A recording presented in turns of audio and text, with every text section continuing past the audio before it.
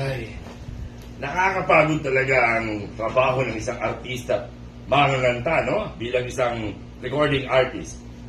Alam niyo ba nung nakaraan ako ay nakaranas ng matinding cellulitis sa aking kanang paa?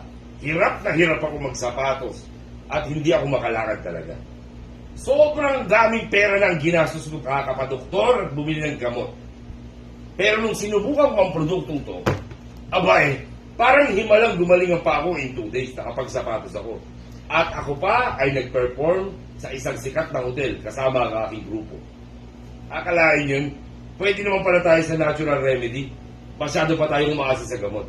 Kaya naman kahit saan ako magpunta, talagang daladala ko ang Berry Barley. Ayan po. At syempre, mayaman tayo, Don Facundo, di ba?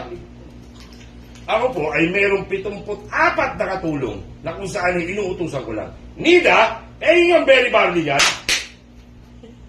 Nakita nyo, instant, di ba? Kaya tayo kayaman. Berry Barley lang. Kapag hindi kayo gumaling, tatabunan ko kayo ng sandabukal sa lapi. Rod Navarro Jr. po, para sa Berry Barley.